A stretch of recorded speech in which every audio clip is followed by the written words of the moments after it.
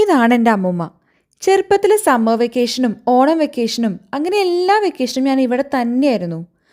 അമ്മൂമ്മയുടെ കൂടെ കൂടിയിട്ടാണ് ഞാൻ കുറച്ചെങ്കിലും കുക്കിംഗ് പഠിച്ചത്. ചായ ഉണ്ടാക്കാനും എനിക്ക് ഏറ്റവും ഇഷ്ടമുള്ള ഉരുളക്കിഴങ്ങ് ഉപ്പേരി ഉണ്ടാക്കാനും ഒക്കെ ദേ ഈ അടുക്കളയിൽ നിന്നാണ് ഞാൻ പഠിച്ചത്. അമ്മൂമ്മയുടെ അടുത്ത് വന്നിട്ട് തിരിച്ച് തൃശ്ശൂർക്ക് വീട്ടിലേക്ക് പോകുമ്പോൾ എപ്പോഴും എന്തെങ്കിലുമൊക്കെ പൊതിഞ്ഞു തരാനുണ്ടാവും അമ്മൂമ്മയുടെ വക. ചക്ക വരട്ടിയതോ ചക്കച്ചോള വറുത്തതോ പൊക്കോടയോ അങ്ങനെ എന്തെങ്കിലും. ഓണത്തിന് വരുമ്പോൾ സദ്യ കഴിഞ്ഞ് ബാക്കി വരുന്ന പുളിയിഞ്ചി ഒരു കുപ്പിയിലാക്കി തരും. അത് എത്ര മാസമാണെന്നറിയോ ഇരിക്കുക.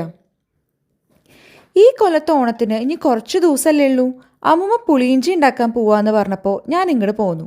എനിക്കും പഠിക്കാലോ. നമ്മുടെ സദ്യയിൽ ഒരു ലേശ വിളമ്പൂന്ന് വെച്ചാലും എനിക്ക് ഒരുപാട് ഇഷ്ടമുള്ള ഒന്നാണ് പുളിയിഞ്ചി. ചെറിയ മധുരവും പുളിയും ഒക്കെ ഉള്ളതുകൊണ്ട് ഊണിൻ്റെ ഇടയ്ക്ക് തൊട്ട് നക്കാനൊരു പ്രത്യേക രസമാണ്.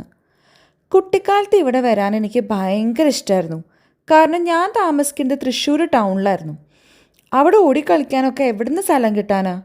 പക്ഷെ ഇവിടെ വന്നാൽ ഇഷ്ടം പോലെ സ്ഥലം, പാടവും പറമ്പും മരങ്ങളും ഒക്കെ ആയിട്ട് അങ്ങനെ സമയം പോണതേ അറിയില്ല. നിങ്ങളുടെ വെക്കേഷൻ ഓർമ്മകൾ എന്തായിരുന്നു?